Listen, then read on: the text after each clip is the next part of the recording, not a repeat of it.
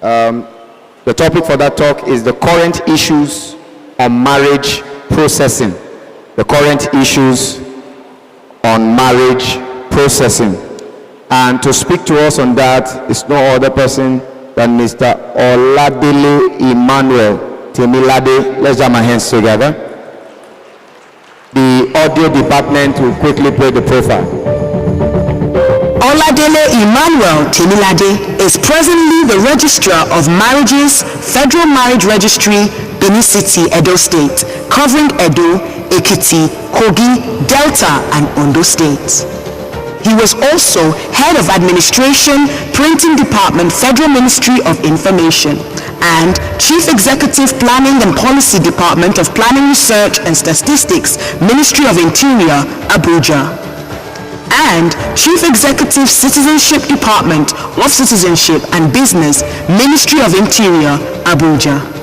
His educational and professional qualifications: BSc Accounts, Ambrose Ali University, MBA, University of Ado Ekiti, Associate Chartered Institute of Personal Management of Nigeria, Associate Chartered Institute of Administration of Nigeria, Member Nigerian Institute of Management, Associate Pension Administration of Nigeria, Fellow Chartered Institute of Cost and Management Accountants, Fellow Chartered Institute of Taxation of Nigeria.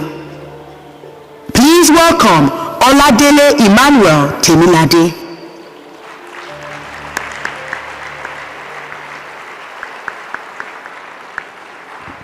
Please, let's keep clapping till Pastor Oladele comes to the podium.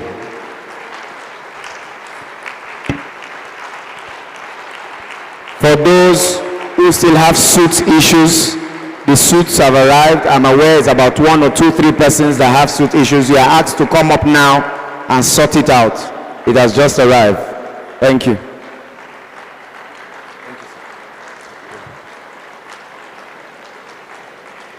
Let somebody shout hallelujah. With humility and due reference to my Father in the Lord, the General Overseer of the Redeemed Christian Church of God, our mommy in Israel, the National Overseer, the Assistant General Overseer, admin and personnel, the Director of Administration, other top functionaries of the mission. I bring greetings from Ministry of Interior, Federal Marriage Registry, Benin City, in Edo State. The registry, just as has been stated, covers Edo State, Delta State, Kogi State, Ondo State, and Ekiti State. So thank you. I'm one of you. For some time, I've been an itinerant worker. In Abuja, you might have seen me. I worship with the FCT 10 in Abuja. And maybe you have also come across me in Edo State. I worship at the regional headquarters, which is a Trinity Sanctuary. And Lagos here is my home base. I'm one of you at Lagos Province 13. God bless you. Oladele Emmanuel is my name. Now, I have done it. Please, the next slide. Please, I want to crave indulgence. Let us be very, very attentive and make it interactive. There is this scriptural pointer which will help us to start immediately. And that is in Romans chapter 7, verse 1. Romans 7:1. It says, "Know ye not, brethren, for I speak to them that know the law, how that the law had dominion over man, as long as he liveth." I believe I'm addressing people who already know what I want to discuss. You have been handing you of marriages in your different provinces, at your different provinces, area, parishes, where as applicable. So I am not talking to the novice, but those that already know what I am about to discuss. And as a result, I also want us to take note of this part B of that Bible passage. How that the law have dominion over man as long as he lives. The issue of marriage, statutory marriage. Please, when we say marriage, it could be of different dimension. But the one we want to address here this morning is about statutory marriage. The marriage that the law of Nigeria can protect. That is statutory marriage. And to make it valid is what we are going to be discussing. So therefore, as long as there will be marriages, valid statutory marriages in our churches, the law guiding these marriages must be obeyed. And that is the importance of that Bible passage, that the law has dominion over man as long as he liveth. So we can now move to the next slide. Now, marriage registry architecture. That is, how is marriage registry built up? One, from the Constitution of Federal Republic of Nigeria, then the Marriage Act, which has started since 1914, updated till 2004. Then the establishment and administrative policies, rules and regulations, as well as internal and external stakeholders. When we talk of external stakeholders, you are one of the external stakeholders because your input has a lot to do with us when your brethren come to the registry. So you are part of the building block for the success or for the building of marriage registry. And all this combined together is for us to be able to have or to generate 100% expected score card. And I will explain that one as we go on. So, and when we say to achieve 100% expected score card, it means we want to combine people, strategy, and performance in order to achieve results. And that is what can make us to achieve the 100% score card. Now, having said that one, please the next slide. We want to quickly do a little exhibition. Now, in the registry, we believe in the attitude. Those of my colleague from Edo State, they will have known a little bit about 100% scorecard on attitude. But for the purpose of this conference, we have been able to add additional input into what we now have. Marriage Act itself, either you call it 1990, 1914, or 2004, is equally attracting 100% scorecard. And now, how do we mean?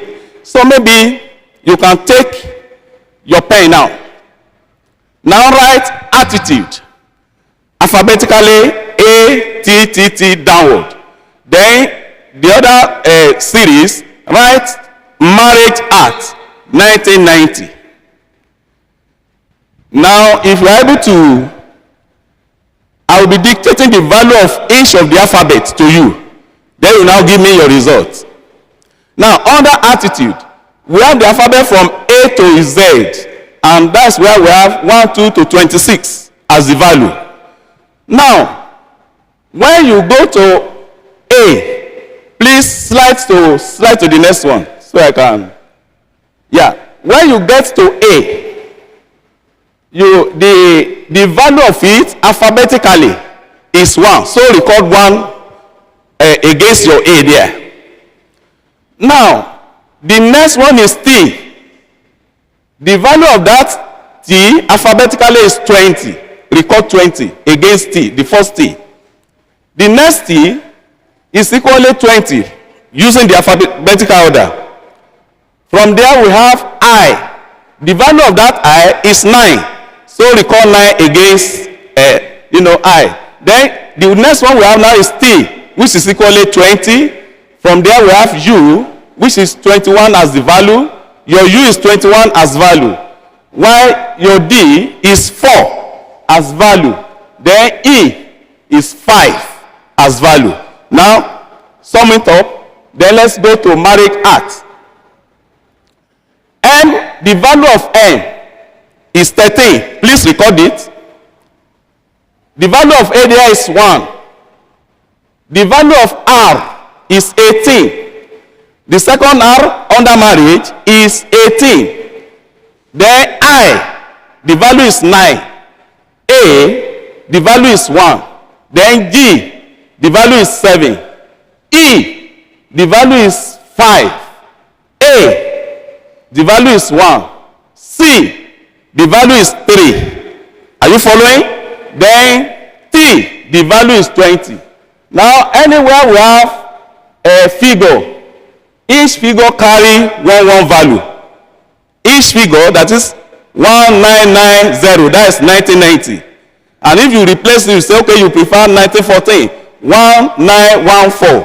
And if you say, okay, you prefer 2004, 2004. But each figure carry one value. Now, sum it up. Who is having, without even using this one, who is having a percentage? I mean, what's the total there? Who has sum it up there? What do you get? Please, maybe we can have a microphone to that person. What do you get? I think some people are writing down. Anyway, for the sake of our time. Okay, yes, you have 100%. So, when we are discussing about our attitude to the issue of marriage that the law of Nigeria can protect, our scorecard should be 100% in our attitude. And when we are talking about attitude, what do we mean at the registry? We mean attention towards total identification, temperament, understanding, diligence, and empathy.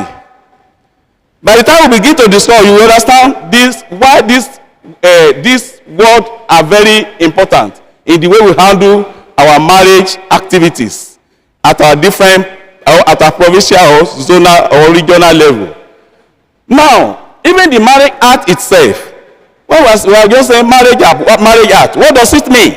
What we mean is matured attitude, rightly rooted in agreement, generosity, emotion, accessibility, communication, and tolerance. In fact, if you are not tolerant, there are some people that will come to you, they will irritate you. You will want to you will want them to get out of your presence. But then you still need to offer solutions to their problem.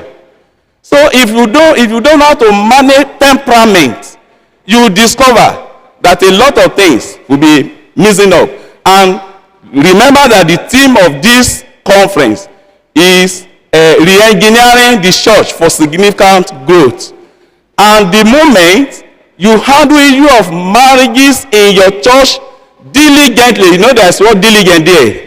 They will go out and tell others. They will go out and tell them, please come to my church. Something is happening there. And it is my prayer. The Almighty God will continue to use you to add value to the church in the name of Jesus. So our expectation is 100% scorecard. Can we move to the next slide?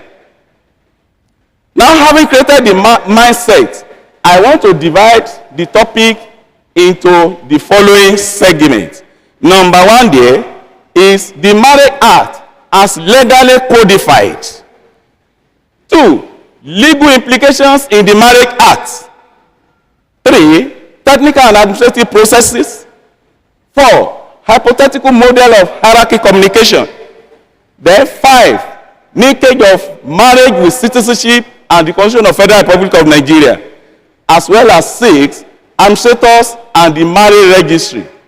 Then there are some terms we need to understand that we are using interchangeably and they are not supposed to be. And finally, I will give my note. Now, the next slide. Now is that the Marriage Act as legally codified. Number one is that this Marriage Act started 31st December 1914. And there have been a lot of amendment and review since then. And in the process, this particular Marriage Act addressed issue of the concept of minor. In marriage, when we say minor, from age 1 to 17, they are still children. From age 18 to 21 is what we mean by minor. This minor we mean without the consent of their parents, they cannot go into marital relationship. But from 21 and above, it is believed by our constitution that they cannot take informed decision about the issue of their marital life. So anybody between the age of 18 and 21, then there must be the parental consent or guardian consent that, okay, we agree with this marriage relationship. But if the person is above 21, it is believed that person can take a firm decision. The parent consent will be there, and if it is not there, but at least they have matured enough, our law will say they can vote and be voted for. So therefore, let's take note. That one also has been codified. And the issue of Mr. President of Federal Republic of Nigeria to divide the Nigerian nation into marriage districts. Please take note. It is marriage district the Constitution stated the Nigerian nation should be divided into. And that's what we call marriage registry. So it is Mr. President that has the power to divide the Nigerian nation into different districts. So any district or any marriage registry that is not having the authority of Mr. President through Ministry of Interior, you have to be very, very careful. Let me limit that one as we move on. Then, there is this power granted to the Minister of Interior to issue special license. This special license simply means some people may be for a satisfactory exigency. They don't want to wait to obtain Form C or file notice of marriages. They want to do their thing sharp. But it must satisfy some conditions which we are going to discuss later. It is when these conditions are met that is established that we don't have legal and essential impediments with which such marriage should be conducted or contracted. That is then we can issue special license. But when such marriage is prone to any of either legal or essential impediment, we cannot issue special license. But the moment special license is granted to anyone, that person is free to go ahead and conduct the marriage within 7 days. But if it is the one that has to pass through the normal route or we call it normal or ordinary marriage, you have to first of all come and file the notice of marriage for 21 working days. And that's why I want to appeal to you. When I said your input, you are also part of the stakeholder. When you send people to us, as they are coming, please send Form C along with them. It is not like that. When you want to get Form C, that is the register certificate, the notice must be filed for 21 working days. It is after 21 working days the couple will now come. There's what we call oath taking. We are going to discuss that one. So it is not just an ordinary paper. It is a legal document. Please take note of that. So the law, the act discuss all these things. Then the issue of removal of caveat. Now, in our notice board, when we place a notice of intention to marry, which we call Form A, we place it over there on our notice board. Peradventure somebody has a reason why the marriage should not be conducted or we should not go ahead, and the person now come forward to play what we call caveat. Now it means the registrar is being prohibited, restrained from proceeding on that marriage. But the registrar has no power to now do anything rather than to package the caveat that has been satisfactorily entered and forwarded to the High Court. It is the court that will now finally determine the merit of that caveat. If the caveat is deficient, then the court will now reverse it and ask the registrar of marriages to continue. But if the caveat is not deficient, there's nothing the registrar of marriage can do than to comply with the law. So the moment we have that word caveat forbidding, we don't continue with the marriage. So, and that is why we cannot compare the notice filed at the marriage registry with the bail you place or we place at our church as a notice of marriage, because the one in the church is limited to our congregation, but the one at the registry is considered as a public notice, and that is the difference. Therefore, when this caveat is issued and the court determine that it was a wrong caveat, there is always a compensation for entering into wrong caveat. And when you enter into wrong caveat, you have to face the law as well. So you have to let people know, even when they come to you and say, no, I don't want to agree with this marriage. Let there be sufficient evidence that justify the reason why that person is placing caveat. It's not because I don't want to see the face of my brother and I say, okay, I'm going to alter his process of this thing. So it shouldn't be. Please permit me, as I started, because the opportunity I have here is that I am even very qualified because I'm also a married person. By the grace of God, my wife is equally around here in order to, because I see that it will be hypocritical if I'm addressing people like this and my wife is nowhere to be found. They will qualify me as registrar of marriages. And by the grace of God, she's there.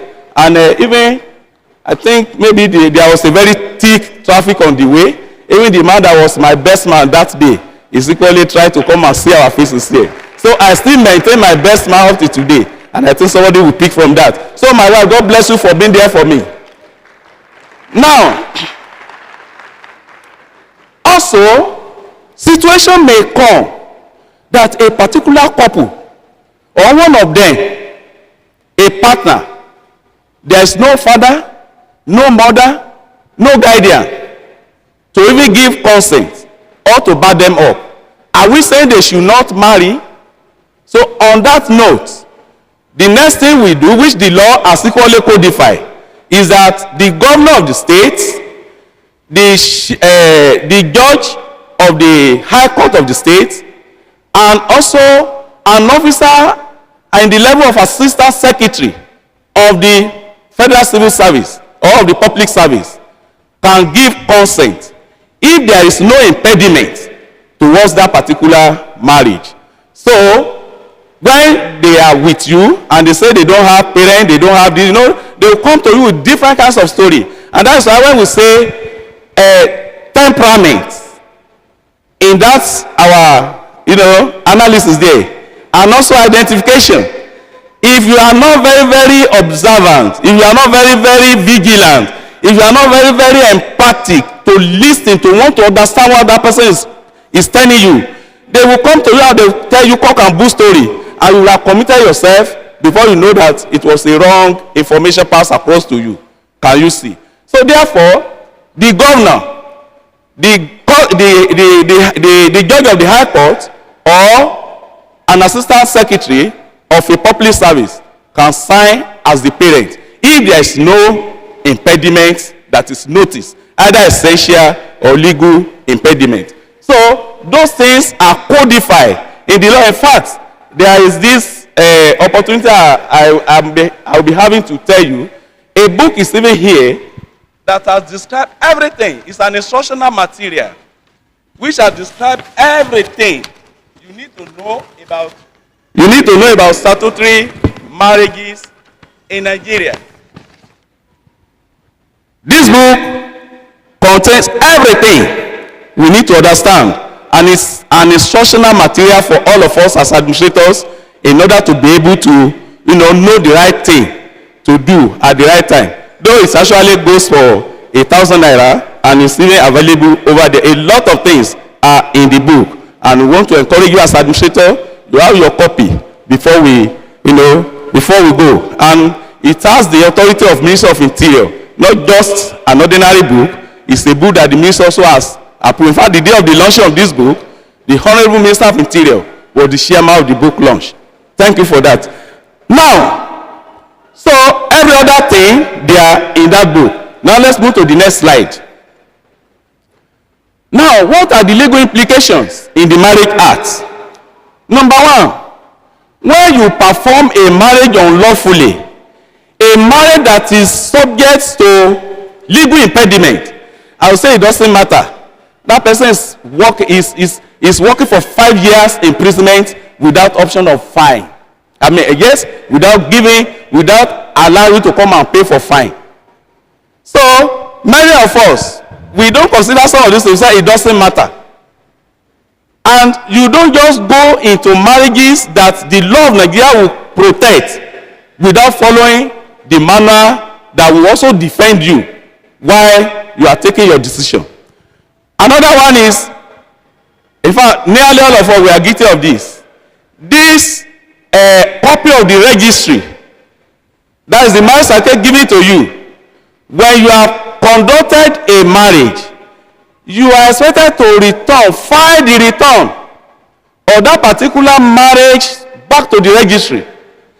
If you don't file it, there is a form we call Form F at the registry, which is the book of marriage, the registered book of marriages. That you have collected the Form E, which is marriage certificate, and it is not returned for us to enter into Form F.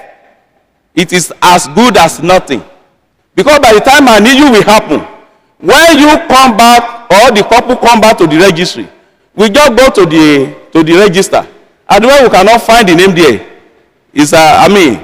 there's nothing we can do than the person to go back to where such a person has conducted the marriage. And please, there is something we are doing.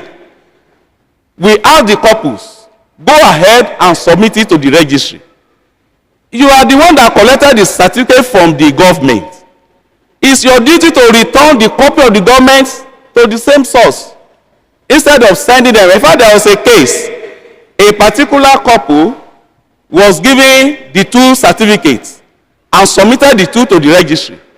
And immediately the couple submitted the stamp receive. He did not submit the 2 the same day. He submitted them at different dates. And I asked him, why did you submit? He said he was thinking there is going to be a befitting certificate that will be given to him.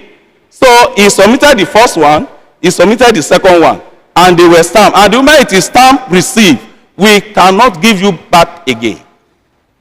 So, but if you are the one, you that collected, if you are the one that filed it back to the registry, you know the right thing to do. There are many of our citizens that of our brethren, they are quietly suffering because of our inability to do it the way we should do it. And I pray from this, at the end of this talk, we'll be having a new orientation on how to handle this thing in the name of Jesus. Now, there is the one we call personation. Some people want to lure another one into marriage. And that is where your tolerance is very, very important. An ability to identify who is talking to you.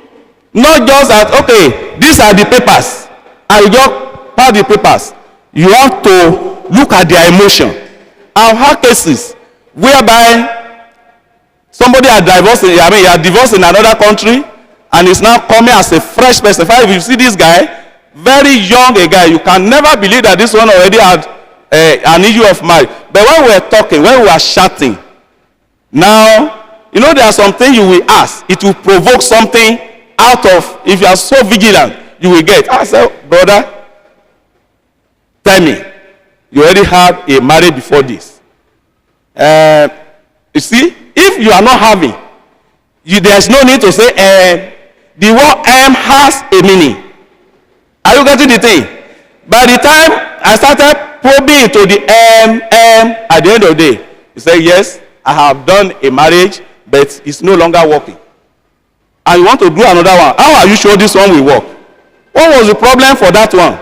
Where is the evidence of divorce? When they come to you, want to marry, there must be a valid evidence that the existing marriage have been dissolved, or have been conclusively set aside, or dissolved by the court. And the only court in Nigeria, the minimum court level in Nigeria that can react to issue of marriage is the High Court. I've seen many of us bringing to us when we say go and do affidavit for spinsterhood or bachelorhood. They are bringing magistrate court affidavit, customary court affidavit. That is where the information you pass across to your people has a lot to do with us. The moment we cannot attend to them, we are the first set of people they niche the anger on. So I've come all the way from those who are conversant to Edo State where I am. Benin City is where I reside. People coming from Wari, from interior village, and only to come and I say, oh, please, we cannot help this situation. You know how that person will first of all react. So, but if you have passed their proper information to them, we also have a better, result at our end. So please take note of this. Also, when you now lignite, like the one I said earlier, lignite to fight this return, it's only that we have not been acting, but action is going on that will begin to act now. You are playing with 2 years imprisonment for not finding the return at the appropriate time. That is the act. Then the one that is issue of personation is 5 years imprisonment. While there is what we call fictitious marriage. A person knows that the ceremony we want to carry out is a wrong ceremony, but just pretended as if it was the right ceremony. I had a situation whereby a brother entered into our church just for the sake of a sister, and after they have married, and when they got home in the evening, he said, look, you have to be using hijab. What do they call it? Sir, but also said, please keep quiet with your brother. What I wanted to achieve, I have achieved it. As from now, we'll be doing aluwani. Are you getting the thing? That is a marriage by deceit, and such an act attract, it attracts 5 years imprisonment. Now, when this valid statutory marriage is in existence, and you go ahead to go and conduct another customary marriage, that person is playing with 5 years imprisonment. So the moment this marriage is in existence, the one we are discussing, statutory marriage, you don't go ahead and contract another marriage. So please let our people know this. And afterwards, I can go and do traditional marriage, I can go and do this. The moment this one is in existence and it has not been dissolved by the court, there's not any of the couple can do. Please let us take note. Please move on to the next slide. Now there's what we call marriage certificate smuggling. When an unauthorized person issue a marriage certificate from C to you, it is a litigation matter. Because if you are not authorized to issue marriage certificate from C, and for whatever is your reason, you now issue it out, you are playing with the rod of law. So please let us take note of this. When people bring all this from C to us, in fact, by the grace of God, we are trying to design a different from C, like the new marriage certificate we have now. I'm going to show you shortly, such that when the form C get to you, you know this is from a federal marriage registry under Ministry of Interior. I think the ministry is doing a lot to improve the standard. Now, also there are what we call falsification in the falsified declaration of affidavit. If you know that in the process of getting your affidavit, you discover an error. It's expected of you to quickly go and correct the error. But when you leave it like that, and you are caught in the web, you are not going to go score-free. So immediately you discover an error, anybody can make a mistake. The best thing is to go back and correct that error. But when you allow the error to persist, then it means you intentionally carry out such an act, and it is punishable in the court of law. Also, there are some people, they will go and declare affidavits, and they know that from the beginning they are deceivers, and the court will give them the affidavit, but they don't mean anything good. If some people should be discovered, they are going in for 5 years imprisonment. So those are the things that were also in the Marriage Act. Then the last one there is, I mentioned the issue of minor.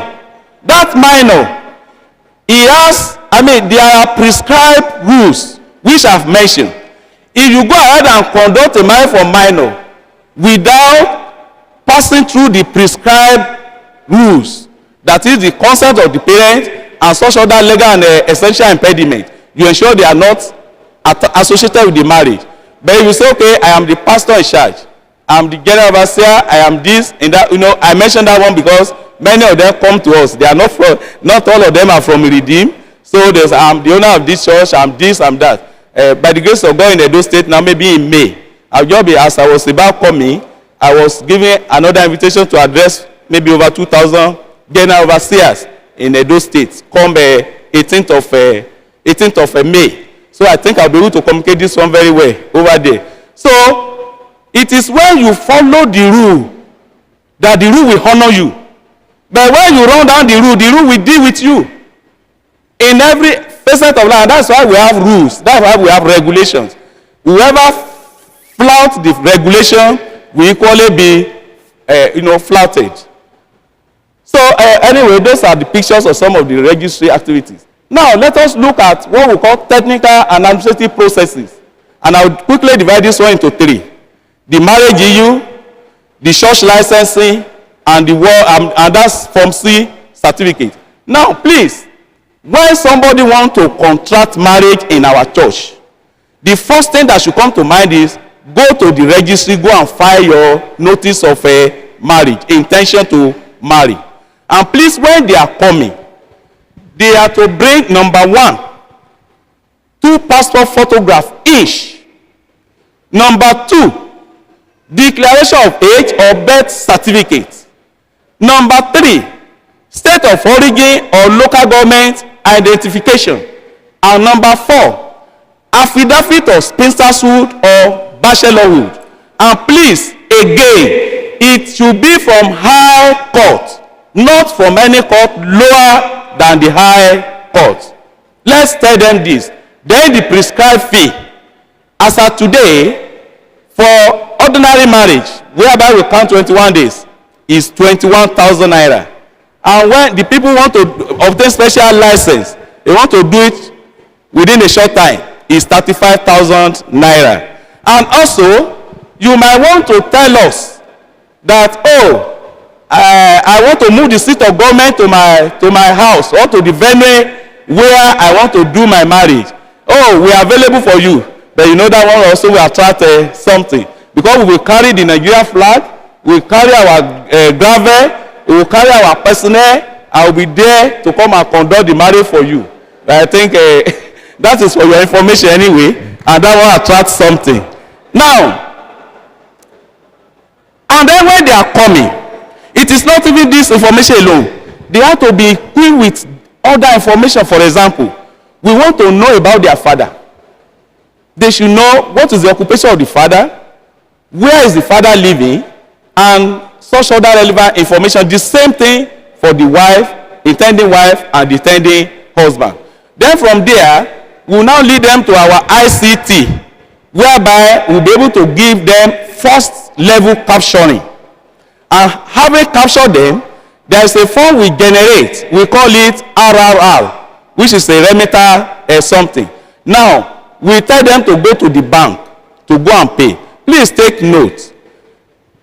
This RRR, when we generate it, some of them, when they get to the bank, they could not, they could not access the account with which to pay in time. They have to go again and again. And upon this, when they come, for example, somebody coming from interior Warri and has come to the registry maybe around 2, already tired, worn out. So we try to show empathy. I mentioned empathy there. Now, you go to our account unit, they collect the money, issue your receipt, but I don't encourage it. But when they have tried their best and it is not working, then we also say, well, these people that will go and help you pay, I will not be the one that will finance their running up and down. So, and those things attract little charges. But I encourage, when they are, let them come in time. If they need to spend 2 or 3 hours in the bank in order to access, the TSA account, Please let them come in time and then do that one. I prefer that they pay and they bring the bank teller and then the payment slip. Then we go ahead with them. So those are the things we do as they come to the marriage registry. Now, when we are now doing the oath taking, these are the things we take note. And please, you can also let them know. Number one, we want to identify the issue of true identity. We want to work on the issue of, we call it prohibited degree of consanguinity or affinity. That's the degree of relationship. That is, they are not related either by blood or by marriage. When we say prohibited degree of consanguinity, it means they are not related, either they are related or not related by blood. When it is degree of affinity, it is that either they are related or not related by marriage. So that's what we simply mean there. And also, we discuss the issue of minor, whether they are minor or not. Then we let them know that divorce is not admissible. At the marriage registry, we only join people, we don't dissociate them. If you now want to go for dissolution of the marriage, you go to the court, you don't come back to the registry. We only join them, we don't dissolve them. Thereafter, we let them know whoever violates such rule will be in for the necessary court punishment. So move on to the next slide. I've mentioned Form E. Form E, when we say Form E, we mean marriage certificate. When we say Form C, we mean registrar certificate. Then when we mean Form F, we mean the book of register. That one is permanently in our office. So it's a very big book. Now, please, this flow chart is for the purpose of this conference. We are still working on it. I think I was only privileged when we were merging Minister of Interior and Police Affairs. We had to come up with some organogram. And in the process, I just discovered we also need to do something like this. So it's for the purpose of this conference. In order for us to know the flow, the authority of Mr. President is from the Marriage Act. That's why you see Marriage Act as number one there. Next to it is Mr. President. Next to Mr. President is the Minister of Interior. And the Minister of Interior is carrying out the responsibility of Mr. President as a delegated responsibility. Then from Minister of Interior, then we have the Permanent Secretary, Minister of Interior. Please let us take note of this. This Permanent Secretary, Minister of Interior, is the person we call Principal Registrar of Marriages. He is not Registrar of Marriages. It is only in his office marriage cannot be conducted. But all marriage documents go back to his office. He bring them out and equally receive them back. Now, but there have been some misunderstanding in the recent time that, for example, Minister of Interior established the registry where I am in Edo State. I am not the principal registrar of marriages. I am a registrar of marriages. So, by the act, I have what it takes to conduct marriages at the registry there. So, but people used to say, Minister of Interior, they are not qualified or they are not supposed to, to conduct marriages. It is the Permanent Secretary who happens to be the principal registrar of marriages that will not be conducting marriages in his office. But any other federal marriage registry located anywhere in Nigeria and they carry equal status, they can conduct marriages. Now, from there, you now have registrar of marriages. I want to skip the issue of commissioner of a state or whatever, because anything about states or local government, I'm no longer permitted for now to discuss on it, so let us skip that one. So from there, we now move to from the Register of Marriages, come to us now, Minister of Religious Study. You work directly with us. We carry your documents to the Principal Register of Marriages. And it flows through us to them and through them to you. So then down the ladder to intending couples. Then some couple may say, oh, I'm not going through the church, I'm coming directly to the registry. It's equally admissible by us. So that is the flow chart. Now move on to the next slide. Now, there's this issue. People used to say, why federal government handling marriage matters? Now, I want to come up with just this linear equation. For those, please, I take apology from mathematicians in the house. Federal Republic of Nigeria has constitution. Let's make it equation 1. Now, constitution is meant to administer the citizen. Equation 2. Now, when we want to solve this one simultaneously, you now discover that we cannot begin to find marriage inside the citizen. And when you want to solve for marriage inside the citizen, then the citizen is also being administered by the constitution. And the constitution is being, ruled by the act of a National Assembly. For example, something happened recent time. In this country, a particular church had an issue, and a church collapsed and affected citizens of other country. You discover that the relationship that was going between that nation and Nigeria was between the federal government and that country. And even there is need to get the input from any other tier of government. That tier of government cannot address that nation directly. It has to be through the federal government. So every issue of marriage, formation of marriage, annulment of marriage, and such other related issues, they are in the exclusive legislative list. And therefore, there is no other tier of government that has that mandate in their schedule, in their functions. So issue of valid statutory marriages, please, I'm not talking of marriages, customary marriage, traditional marriage. I am talking of the marriage that the law of Nigeria can protect.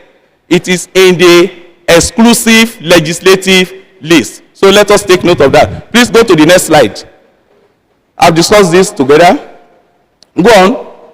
Yes, that's what I've summarized. Now, Form C. Many of us just go and collect Form C. Form C is the law. Is the act itself. How? Your church have been licensed, and we are giving you marriage certificate. Do you know that without this Form C, you are just keeping a paper? Hello?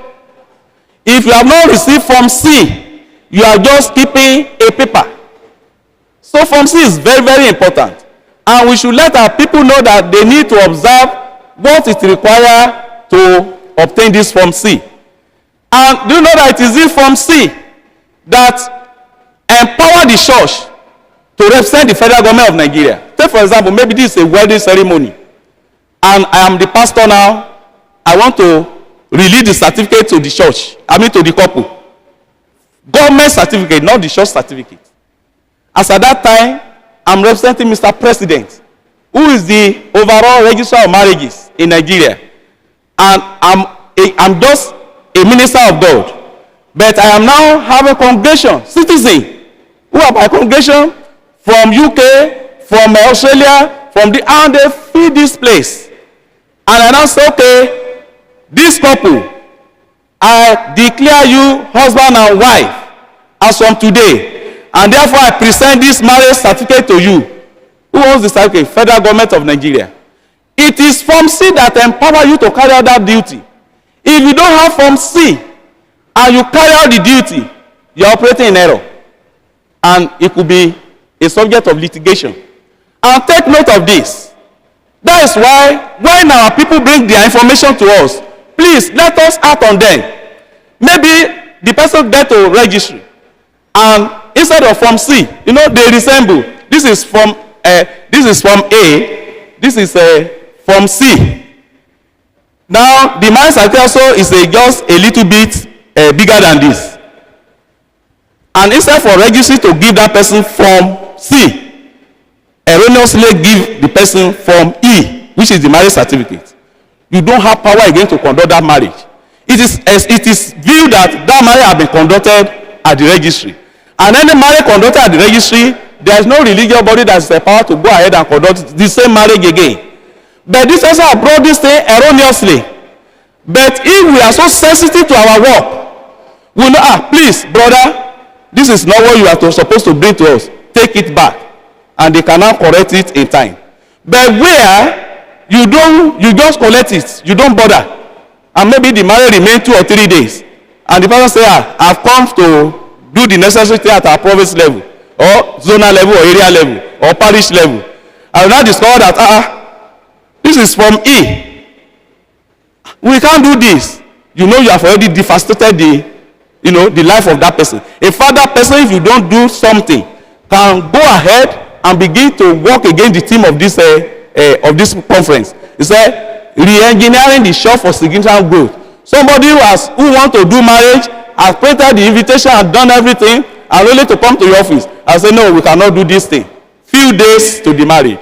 That person can go to any length to maim the name of the church. Can we see? So our role, we must carry it out diligently, so that with the interest that we want to help others, and the Almighty God will help us in the name of Jesus. I want to quickly round up something. Please move away from this slide. Okay, please let them see that one. I'll be discussing. Church inspection now. When you want to license your church, I think those are part of some of the churches we have carried out. Some of us here, you discover that I wrote a book on fire safety some years ago, and you cannot begin to see the import of that book. Maybe later I thank God. Redeem used the book some times ago. Now, when you want to license your church, number one thing you do is you write application to to the permanent secretary, Ministry of Interior, through the register of marriages near to you. As of today, we have 5 marriage registries in the whole of Nigeria. We are making effort to have more that are duly registered under Ministry of Interior. Number 1 is the one at Ikoyi. It has been there for years. We have another one in Abuja area 10. Now the recent one now, we have one at Port Harcourt. We have one at Owerri. And we now have one in Benin City.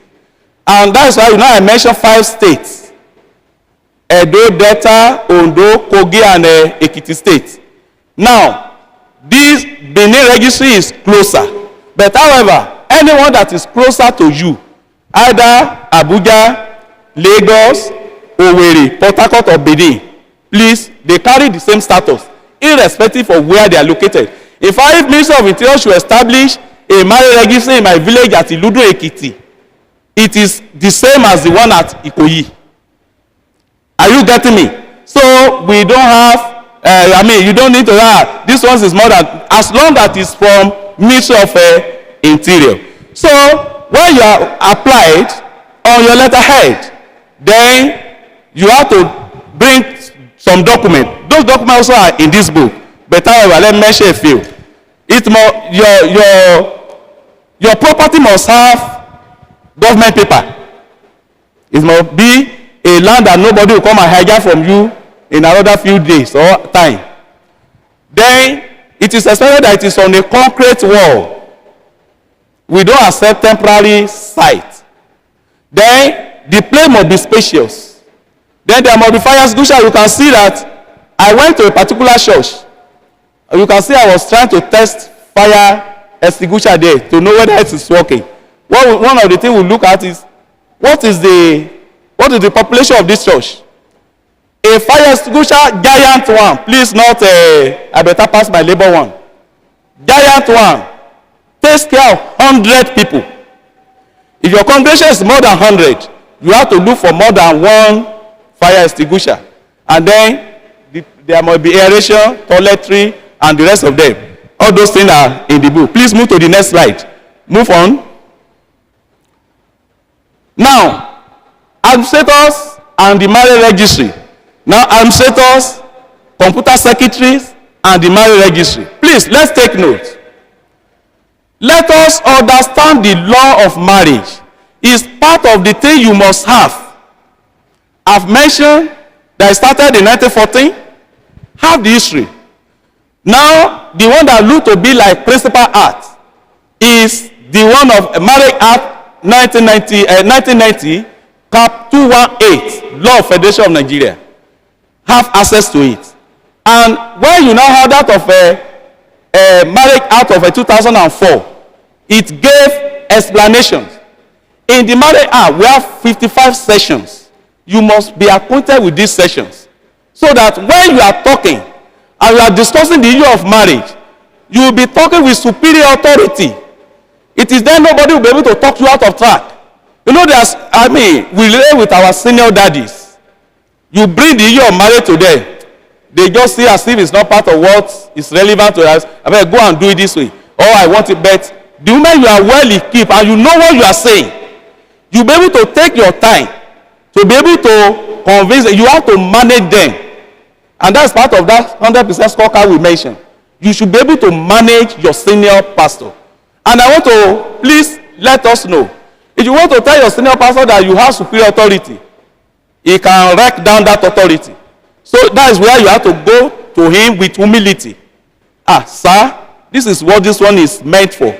If we don't do this, this is the implication. This is the implication of this is that. I think we also have opportunity to be addressing some pastors very soon by the grace of God. So please, let us be assertive and be humane. Your assertiveness must not be critical to the extent that you will be damaging a lot of things. But it must be, I think during this conference, maybe they will be teaching us also about emotional intelligence and the rest of them. I think let that people take care of that one. You must be emotionally balanced. And the Almighty God will help us in Jesus' name. So, he said, your recommendation to your members has a long way to propel our operation at the registry. Some people say, go to the registry, pay 21,000 and come back. And only to get to us, and we discover that they are not having this other requirement. If you pay, you are just paying for fun. Because the document we require for us to process your marriage matter, they are not available. Many of them, we had them to go back. In fact, I had a course whereby one came, was even with the last set, they are saving no money to go back. So I had to fund the money to go back. I said, okay, go and do this thing and come back. Some of them, they will come, they will go to wrong address. There was one that came to Benin, and the administrator did not give that person the correct address. The person now went to local government. The local government said, no, go to your local government, go and do your identification.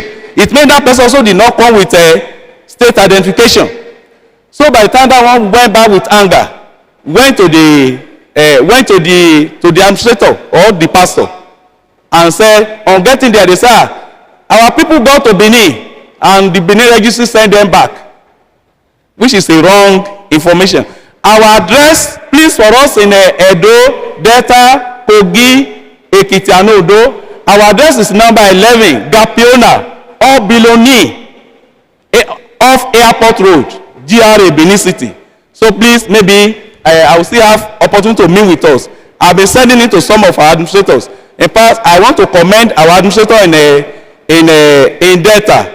Edo, you'll be very wonderful people. And the Almighty God will please you in Jesus' name. They have been very, very wonderful. I must confess that one here. So please, let us be giving them good information. Then, be sensitive to the activity of the counseling team. Please, this is one. Don't leave your administrator. The documents are even under your care. As the pastor in charge will direct you. Don't leave the counseling alone to the counselors. Occasionally get to what they are doing, to know what they are doing. Because the issue is what you don't have, you cannot give. You may even discover that some of them, they are not giving them the right counsel. And that's why you should pump in at times to know what they are doing. At times, you can even send some little questions to actually know where those people, they are getting this. So then, we also need to take note.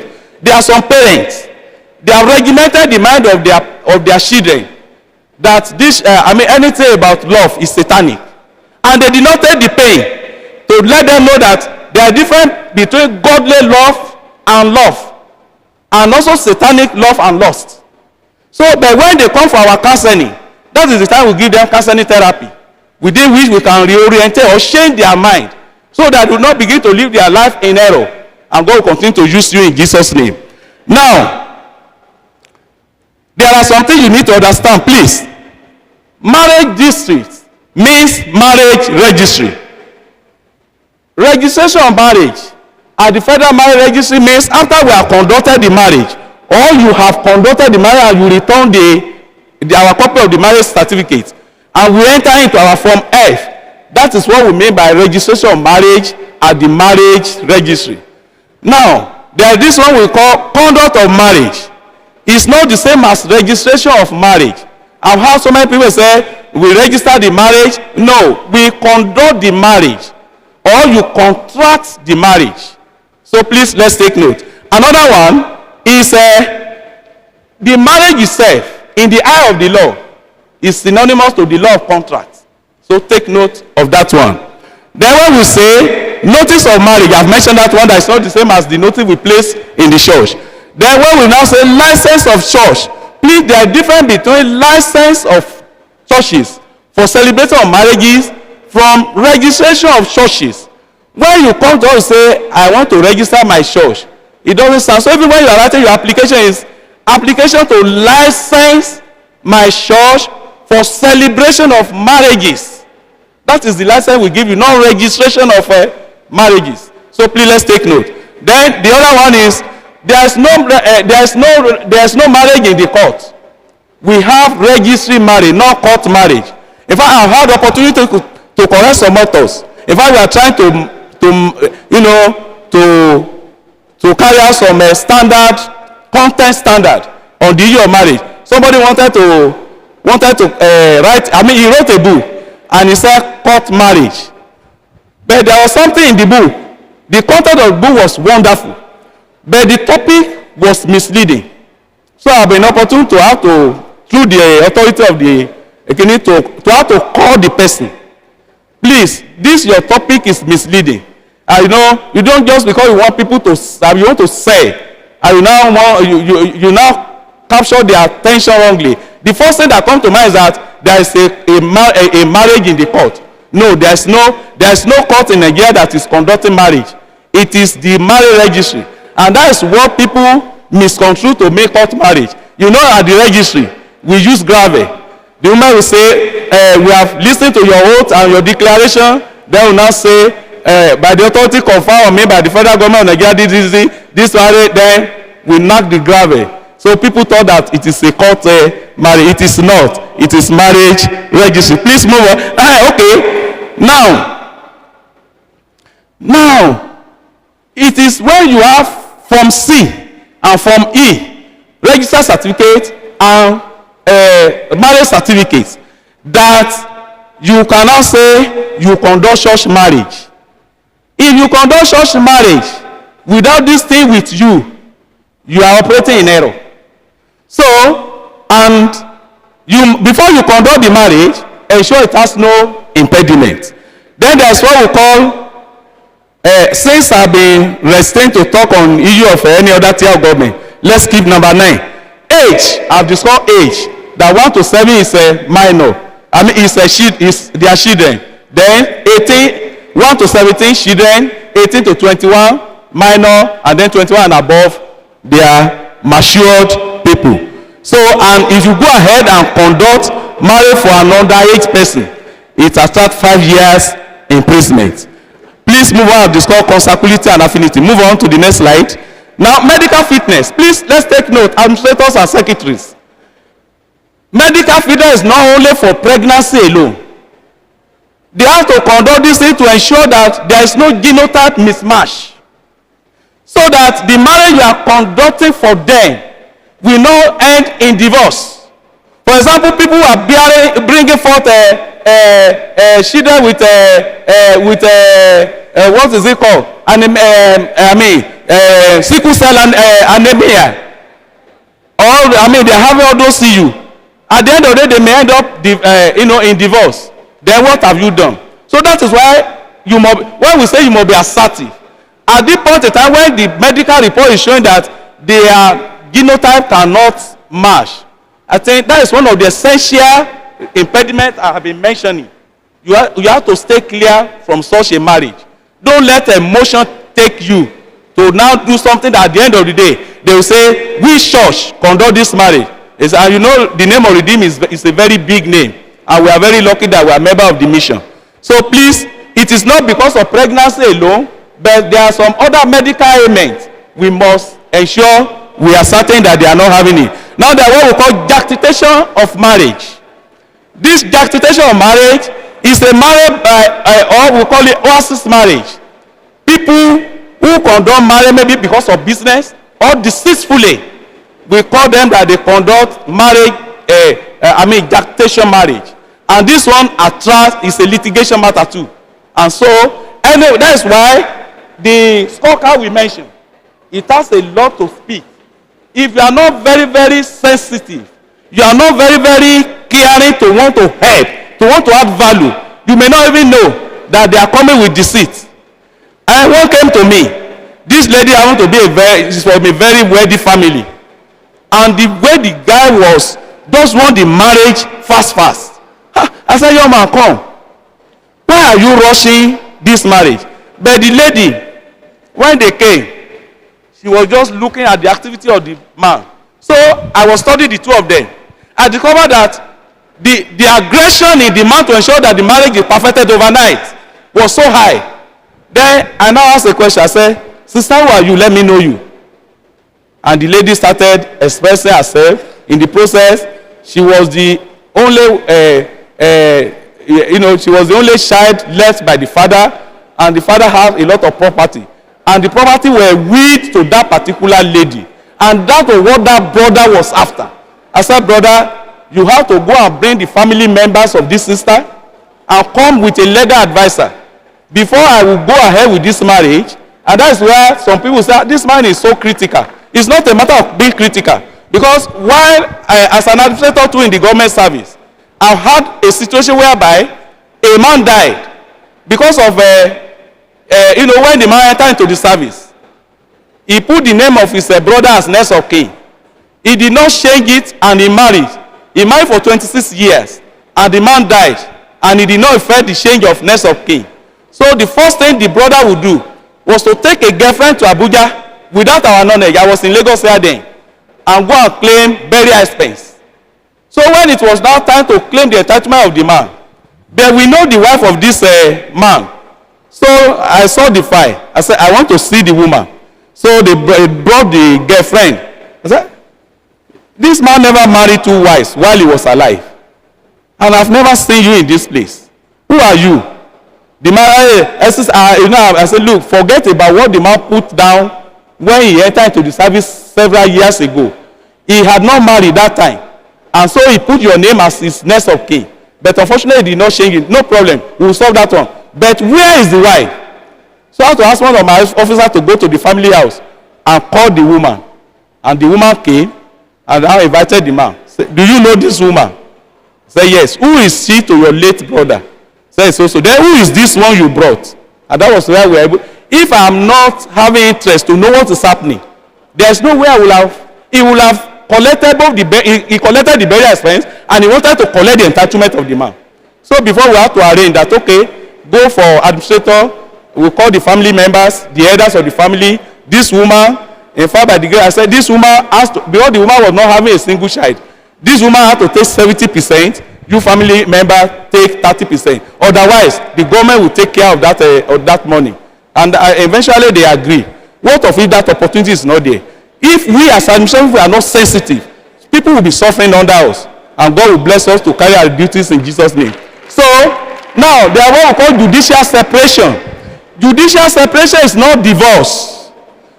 Judicial separation simply means the husband and wife that are not living together, pending the time of determination of either they will continue or not, let them continue with their responsibilities, maybe over the children.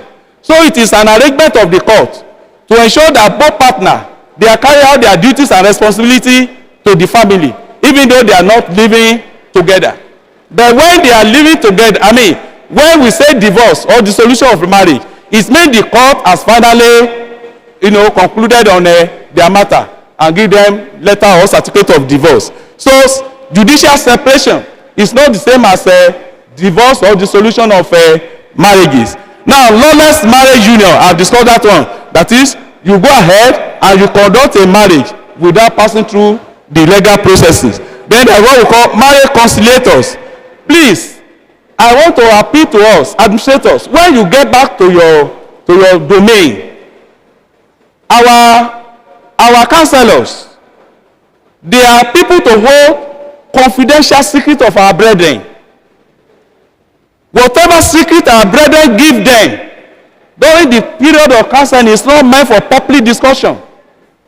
And therefore, before you appoint somebody to be a marriage counselor in your place, it must be somebody who probably is trained and that can keep secret.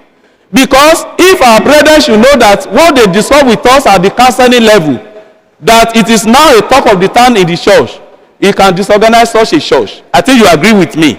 So please, let us be sensitive to the issue of our marriage counselors. Then, there is what we call blessing of the marriage. Now, you can bless any marriage, either traditional, customary or whatever. But it is not conducting marriage. Anybody can do traditional marriage or engagement and come to the church and say, that's what I want to. You are a pastor, you can bless them. But you let them know that you have not conducted the marriage for them. You know, some will say, okay, can we wear our white? Can we do this? And they say, and they will carry the picture. I said, you let them know, I am not conducting marriage for you. I'm only blessing what you said you have done. If I'm to conduct marriage for you, you must ensure you pass through the legal and essential requirements.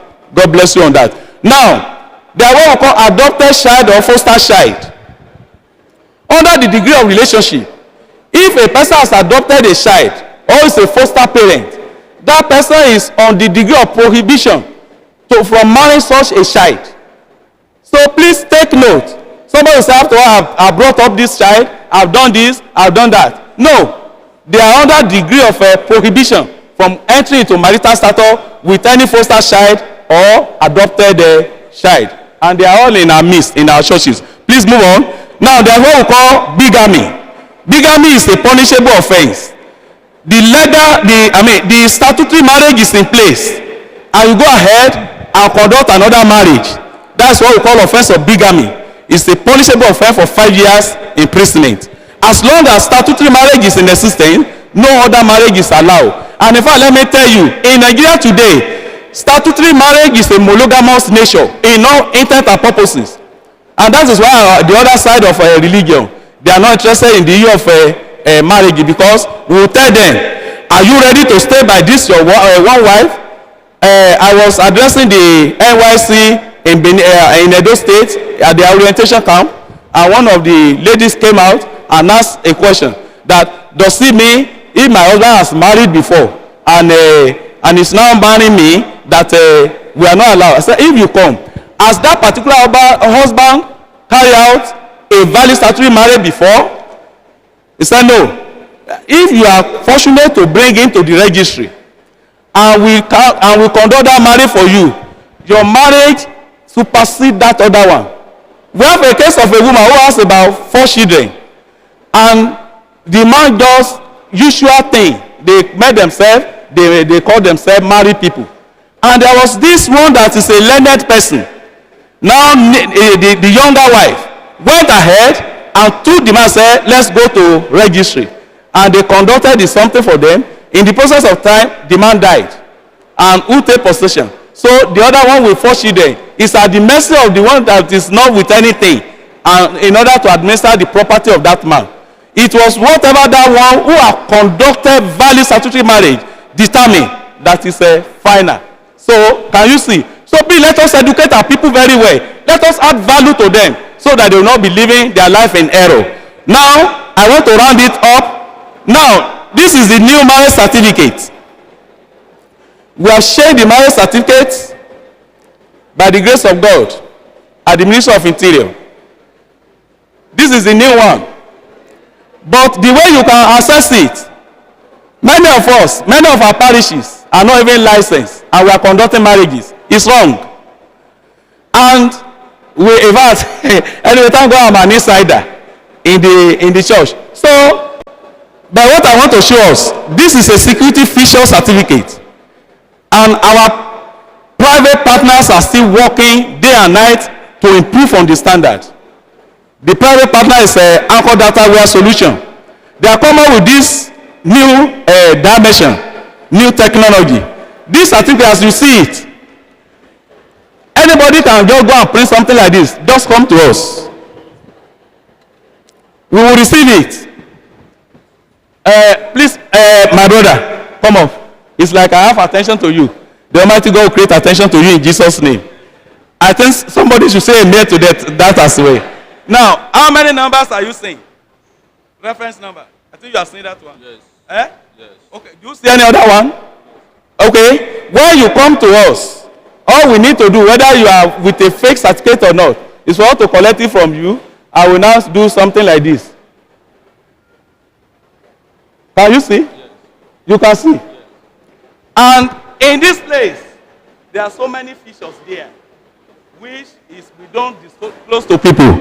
It's known to us. So this is the new marriage certificate, and I want to round up by then when you are signing this certificate, please take note. Under celebrant, it is the husband that signs first, then the wife. Under the witness, it is the wife witness that signs first, then the husband. So many, it is signature we need, not the name. Please take note of that.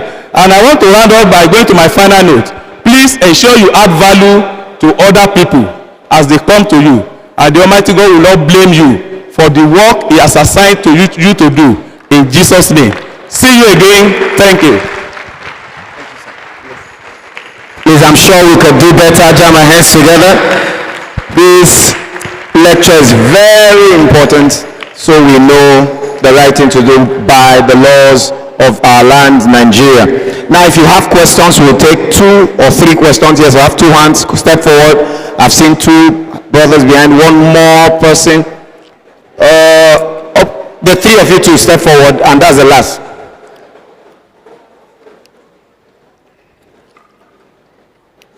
I'm sure the sound engineers will help us with the mics for question. Please, those I didn't call.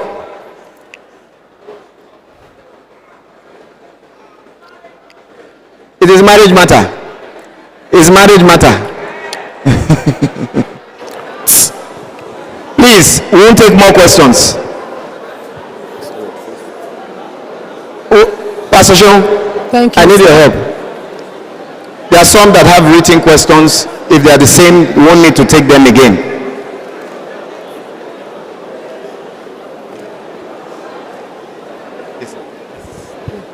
Thank you, sir. We appreciate your lecture. God bless you, sir.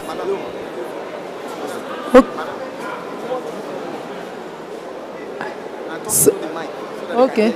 I'm Oluwatoba Bidemi Victoria from Ekiti Province 4. Please, sir, how can we get a branch nearest to us, sir? I'm from Ekiti. Okay. Ekiti State, Sadu Ekiti, sir. And you know you cover our state.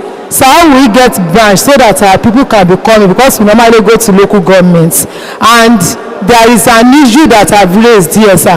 And I want to have the clarification. Is Ministry of Women Affairs, are they qualified to register marriage, especially giving a Form C, sir? Because we are having issue on it and we want to get the clarification. Thank you, sir.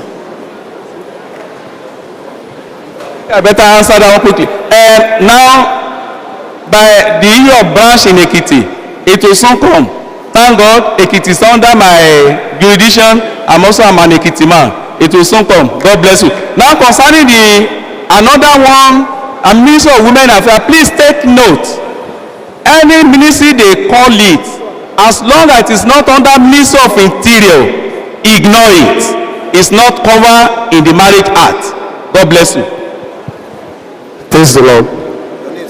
My name is David Emmanuel. I'm from Lagos Province 22 in the corridor. I have a few questions here, sir. When I took office, I met series of certificates. I can't hear very well. I said when I took office, I met series of certificates. The one for the couples has already been issued out, but the one for the registries has not. That's as far back as 2010, 2011. So can those certificates be returned to Ikoyi? Can the certificates in questions be returned to Ikoyi? And also, why I'm asking that question, sir, there's a local government office in Ikorodu. They also conduct marriages and they issue out licenses.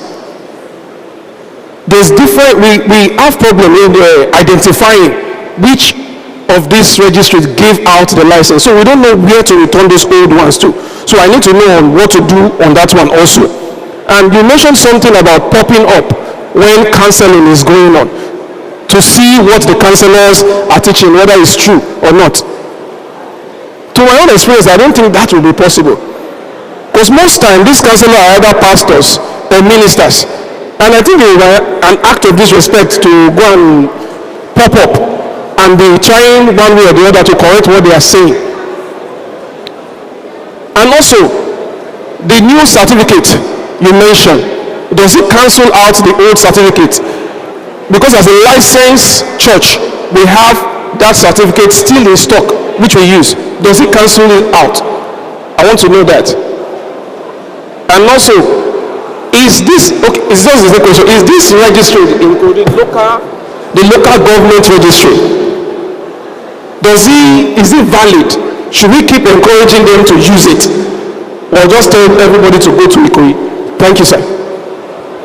Please, my brother asked a lot of questions. Question one, those marriage certificates that you have with you and you don't return them, please return them to the registry where you obtain them. And in Lagos, as you say, are you within this Lagos? Okay, it is the Ikoyi marriage registry. But if you did not take this certificate from Ikoyi marriage registry, you can't return it to them.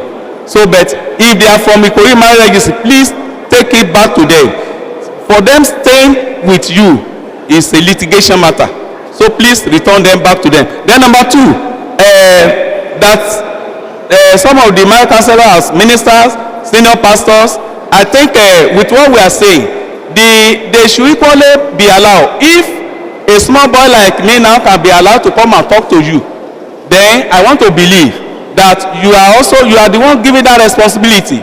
Our pastor will they will speak to them so that they can allow you people to also share your wealth of experience with the counselors. I think that one wouldn't be a problem. Then the new certificate does still cancel the old. No. Those who already have the old certificates, we are working on it, on how to ensure that your certificate still remain valid. But you may also decide to come and get the new one. So that one decision is on your own. But we are going to give a time limit that the old certificate will expire. But presently, you can still be using the thing. Now, the issue of local government, I am restrained from talking about local government, but what I will only share with us here, if we have 3 tiers of government in Nigeria, and by law, if a particular policy is inconsistent with the federal policy by the other 2 tiers, the lower tier of government, they have to stop pedal. So therefore, I want to encourage you, you have nothing to do outside what we have discussed with any other tier of government until maybe you have another public announcement with which you will be informed whether you should do otherwise. As of today, your activity about marriage matter is with Ministry of Interior under Federal Marriage Registry. Now, the issue of maybe one person use certificate or not, all those people, they just took advantage that Ministry of Interior was not coming out like this before. So, and that is, when people see opportunity, they take care of such opportunity. But very soon, you will hear more about that. But please don't patronize tout. We discussed about marriage certificate smuggling. They are marriage certificate smugglers. Yes. Praise the Lord. Hallelujah. I want to appreciate you, sir, for the wonderful lecture. I think one of my questions have been answered. The first one is the issue of the things that is a requirement we are to bring, or to tell our people to bring when coming for the Form C. You've mentioned, I think, 2 passport photographs and bachelorhood and specialhood and age declaration and state of origin. And the amount which you mentioned, 21,000 naira. And the other one, we discover that when the couple, when they get there, maybe to your office, they still ask an extra cost apart from the money. And not only that, they see a fee again. They still ask them to pay, which is processing fee. Altogether, 21,500. And apart from that, they still pay additional 5,000 naira. And that is not receipted. So we should let our people know what they should go with when they are going for the filing of marriage. You've mentioned that, but you fail to mention the additional money they are paying there. I believe all of us here will represent a province as administrator, so that the same information you are passing across to us, you let them know what they will face when they get to your office. Because sometimes when they call us, it feels like we don't know what we are doing. By telling them that the fee is 21,000 naira, on getting there they are spending almost 26 to 26,500 naira. Considering the distance where they are coming from and the whole cost, it's already bringing discouragement to some of our people, while considering the cost they are spending. That is one.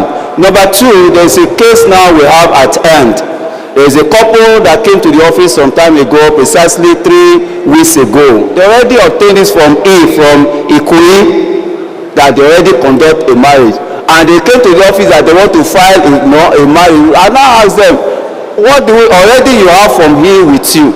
So what are you doing again with another this thing again? In such a case, let me just clear the whole issue. They are seeking for visa to minister somewhere, I think one of the country, and one of the requirements is that they can't give them separate visa, and they need just one single one. And they now I think they went to Ikoyi to obtain marriage certificate that they have married, and it was issued to them.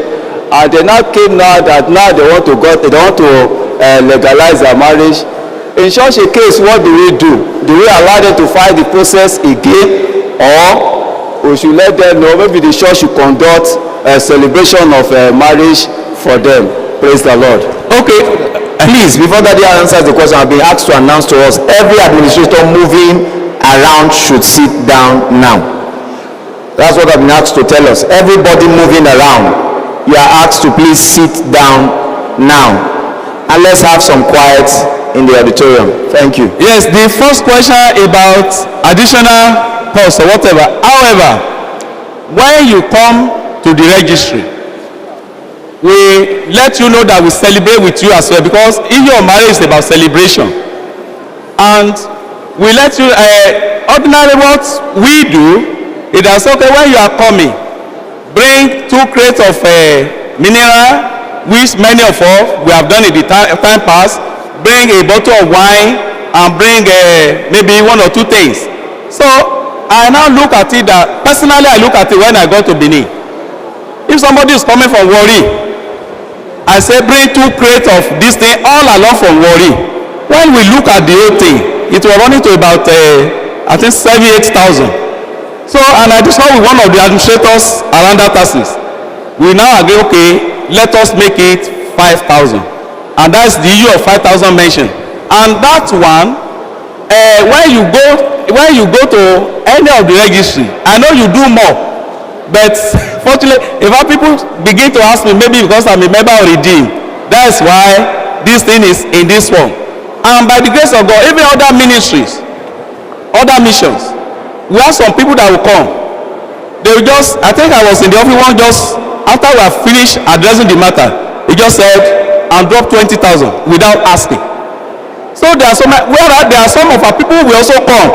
They don't have anything. I have given a case of one that I have to fuel the transport back. So when you are coming, we are telling you we are equally celebrating with you, and I don't think that one should give us much headache. And it's like trying to, I believe we will not want to impede to our internal activities as well. So please, when you are coming, come with your celebration. We are celebrating you. I've explained to you what Form C you call ordinary, what it means. Without that Form C, you cannot even do anything in your church. So we want to celebrate with you. Now, please take note of that question. If Form E has been issued to you, please don't conduct any other marriage. Form E, that is the marriage certificate and evidence that the marriage has been conducted at the registry. So if they come to you, you can bless their marriage, but you don't go ahead to say you are filing again. Please take note of that. Yes. My name is Sakitola Olayinka, Lagos Province 40. I have, some of my questions have been answered. We have two questions now. So number one is this, when you were talking about separation, Okay. and you said when both of them has, in the period of separation, that both of them has to do their responsibilities. You said, sir. Now, who takes the custody of the children? If there is no children in the marriage, who takes the custody of the children in the period of separation? Number two, sir, concerning the Form E, can church ceremonial service be conducted even they already have their Form E from the registry? Can the church conduct a marriage, a church ceremonial service and issue them the church certificate? Thank you, sir. Thank you very much. The issue of the custody of the children during the adjudication of the matter by the court, they will assign to them, whether it is the woman, depending on their economic status, that can be able to take more responsibility, or the man, whoever is administering between them will be able to determine that one. Because we want to preach to them that for the interest of these children, please don't let your lifestyle affect the future of these children. So economic status of either of the party will be used by the court or by the adjudicator to determine who takes more responsibility. But both of them will be arranged to have access to the children as will be agreed. Now the issue of Form E. If Form E are being used, that is a marriage has been conducted at the registry. You can celebrate them. When they come to your church, they can do Thanksgiving. They can do, you still bless the marriage. You are allowed, and you are also free to use your church certificate. The only thing is that you are not the one. The marriage was not conducted in your church. You are only blessing or accepting the thanksgiving of the couple in your church. So take note of that. Yes, sir. Sir, one of the agenda of the Islam is to marry as many as possible of our sisters. But eventually any of our sister falls into the trap of being deceived into marriage by any of the deceiving brother that comes to church, and maybe after a few days he was given a keg and jab. What are the legal steps that such a sister should take, because it's a marriage by deception? And what are the litigation that will follow by the imprisonment for such deceiving brother? Thanks. Thank you very much.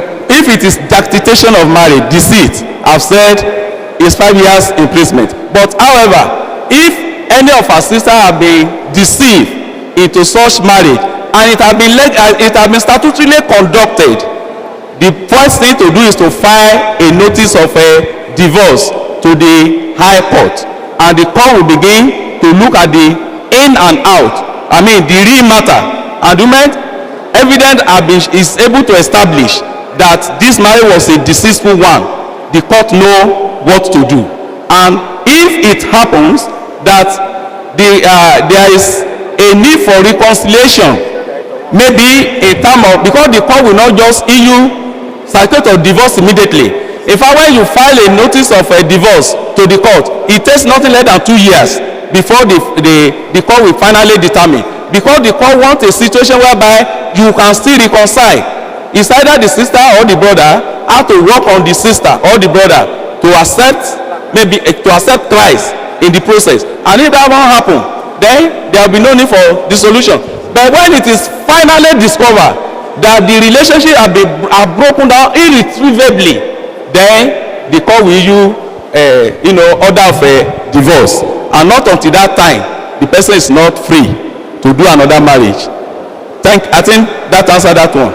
Yeah, I really appreciate all you've been teaching us. My name is Michael Ayade from Ogun Province 6. I kept on hearing 5 years, 5 years, 5 years. And of course, many of the questions have been answered. But I still want to talk about the issue of error. Now, in an instance, there was a time I came to our legal department. I came with a couple of certificates, and on these certificates there were errors. They were made by people signing on them. And actually, in my presence, because they told me to call the pastors, in my presence, they pulled a call through to them, telling them all these errors. But I can tell you that they didn't take it seriously. In that instance, of course, I want to believe that we've not been caught now.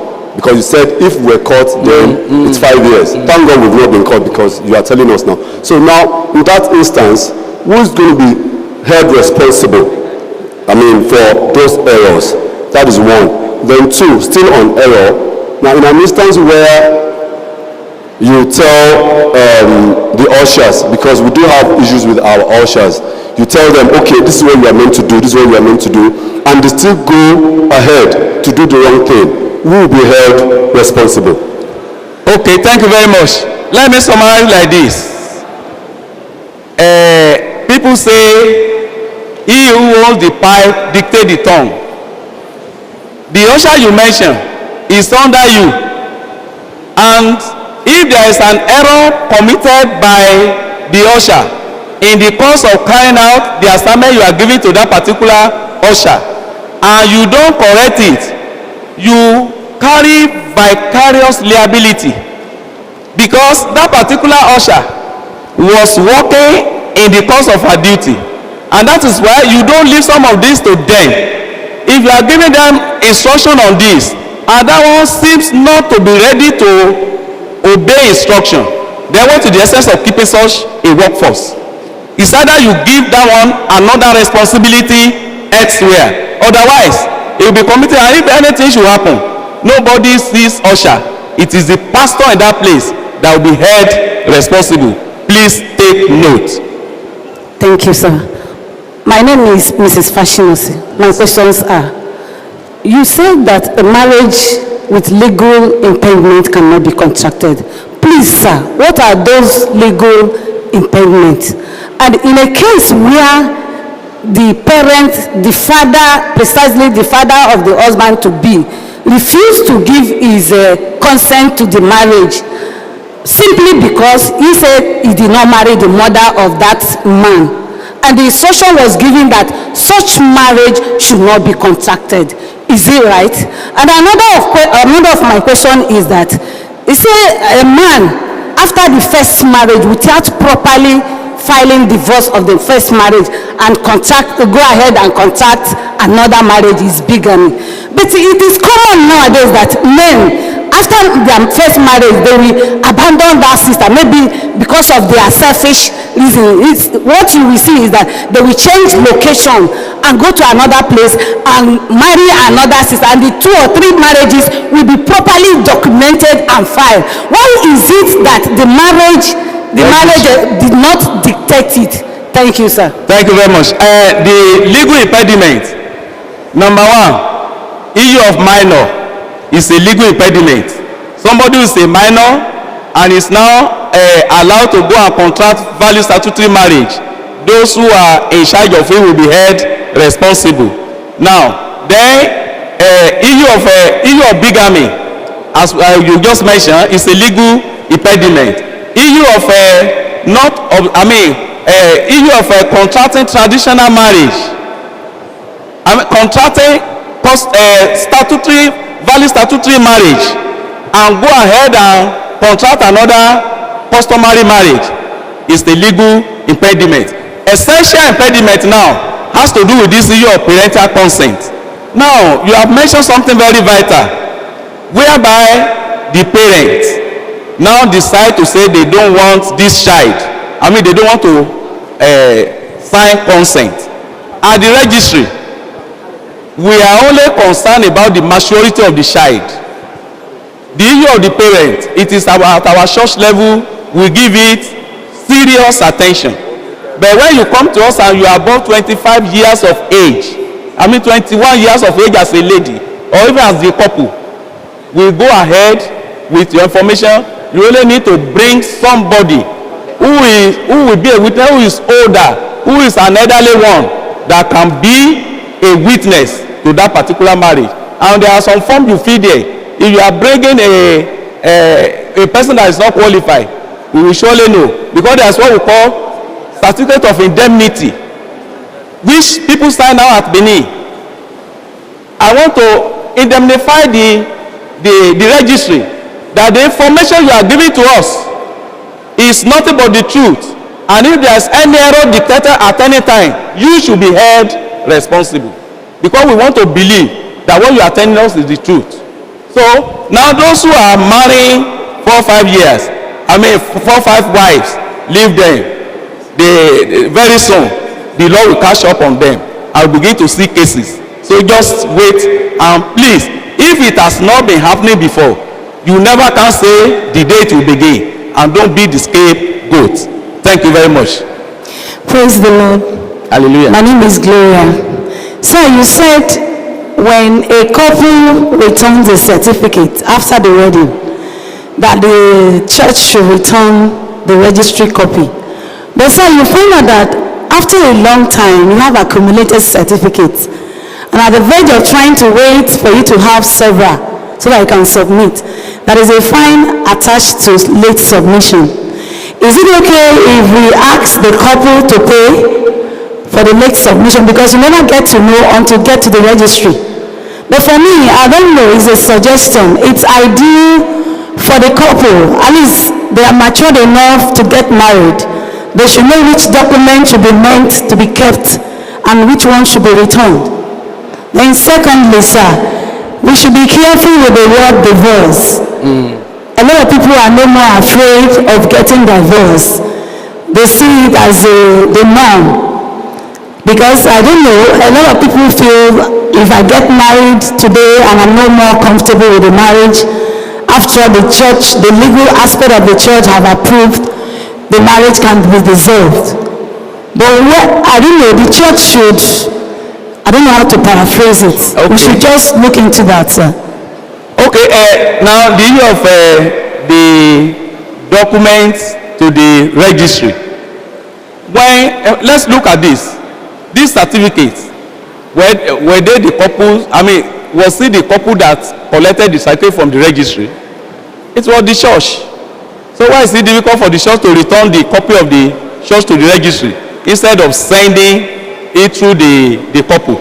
In fact, it is the church that will even assign this thing against them, because we mentioned the name of the church where the marriage was contracted or conducted.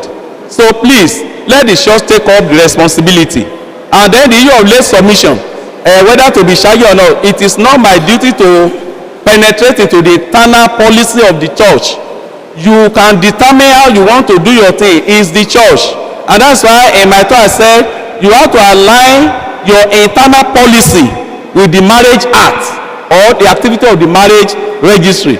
So anything you determine at your church level, we don't have a say to it. And that's why I also say whatever we are doing as our internal policies at the registry, please let not begin to beat on it, so that we can both work together. Now, the issue of divorce that is rampant, this or that. Anyway, please take note. Church cannot divorce a marriage. That you have conducted the marriage and you say you divorce it. You don't have the legal capacity to divorce any marriage. Even at the registry, we don't have such capacity. We only join people, we don't divorce them. We don't separate them.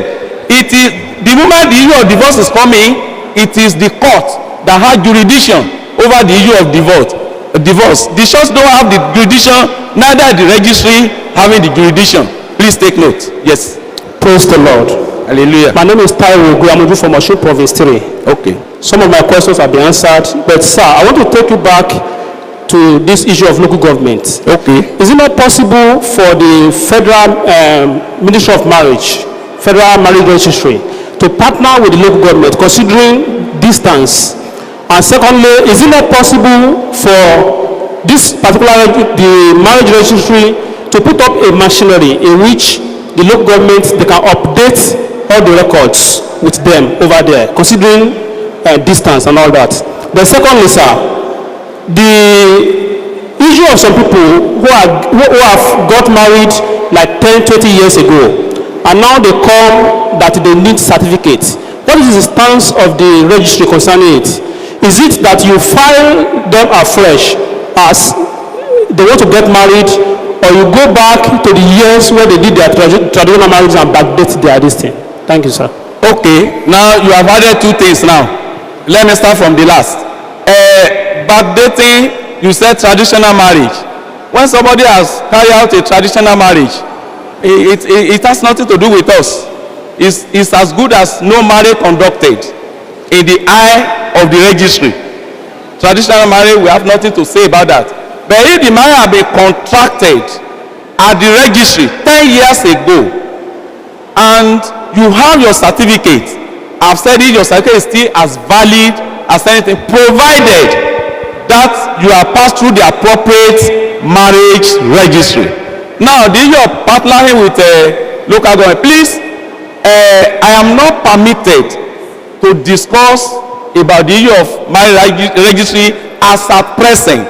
But one good news I want to tell us is that our private partner, which I mentioned, Anchor Data Solution Ways, is now doing a very wonderful thing. Very soon now, you don't even need to come to the registry to come and file notice. You just click online and you file your notice, and anything you need to submit, you submit online, you make your payment online. The only thing that we only need you to do is maybe where are you conducting the marriage. For example, we have 5 marriage registries now in Nigeria. If Benin will be conducting marriage today, the net will declare it that marriage activities at Benin, Federal Marriage Registry Benin, so date of the week, and whoever is involved, we just go there, because every other thing running up and down is already taken care of, online. So that one will soon come up. In fact, I am trusting God that the way we have done now, that by next month, changes should be taking place on this matter. Now, also the Ministry of Interior is equally still making more effort to create more registry around the nation. So we will soon get solution to some of these things. It's a matter of time. Thank you very much. Thank you very much, sir. Sir, my own is just more of clarification. In the course of your talk, you made mention of genotype. So my question there is, if the sister and the brother intending to get married, they are all AS, and during counseling, they were made to understand the impending danger of getting into marriage. Of course, they know already, and you counsel them. During counseling, they tell you that they heard from God that they want to get married by faith. I want to know, does the church have right to deny them marriage because they are working by faith? And another one is, if the Benin registry has fully taken, if the operation has started, because some time ago people were sent there and they were told back that they have not started the operation. Okay, thank you. And let me start from the last point. The Benin registry has started operation since 19th of November 2016. So the issue that probably might have happened, if you don't direct them to us and give them our address, they may be going to other, maybe women affairs, local government, and the rest. So if they are not coming to us, we may not be able to attend to them. And once again, the Federal Marriage Registry in Benin is at number 11A, Gapiona Avenue, off Biloni Street, GRA, Benin City. Is when one pass through the airport road, one will network to us. If they don't come to us, there's nothing we can do. Now, concerning genotype, now you may take this advice from me. You cannot tell them not to go ahead with what they have determined. But the moment you know that this is their health status, in order to exculpate the church from future embarrassment, let them write evidence of indemnity back up with affidavit, and the parent or the witness to that marriage should equally sign that in case in future this issue of medical problem should come up, the church should not be called into this matter. And the moment they sign it, please file it. The church will be free from whatever they have done. Because if you say they should not marry, they will misinterpret it to mean another thing. But please endeavor to encourage them, sign certificate of indemnity in order to exculpate the church from any future embarrass me. Thank you very much, and God bless for the opportunity. One more time, please, let's appreciate Pastor. Thank you, sir. Right now, we invite the Assistant Director who will help in the presentation. Let's jam our hands together for Pastor Akin John. While Pastor is coming up, evaluation forms have been given to you. I've been asked to tell you to please candidly fill those evaluation forms. It will be evaluated after this conference to see that in 2018 we'll have a better conference. So fill with all sense of truth the evaluation forms that have been given to you.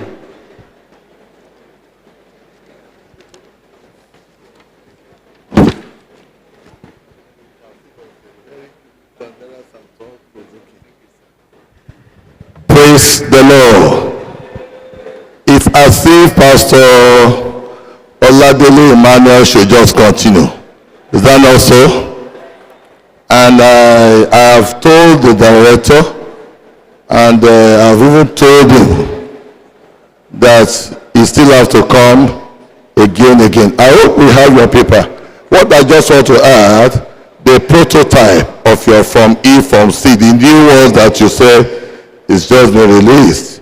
You can help us have it so that at least they will be able to see it. So when they eventually get to the original, the one they will issue to them, they'll be able to compare and verify.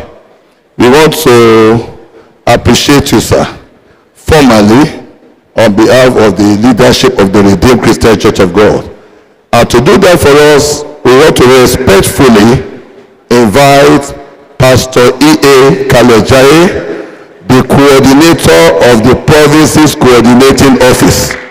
All of you that used to go and disturb them in the province's coordinating office, that's the chairman of the province's coordinating office, is also the pastor in charge in the Niger Delta area, but is not a militant. Praise the Lord. Pastor in charge is John 20, Daddy E.A. Kalejaye, you are welcome, sir. You help us do this presentation on behalf of the Redeemed Christian Church of God, the General Overseer, and the members of the Governing Council, and the leadership of admin and personnel.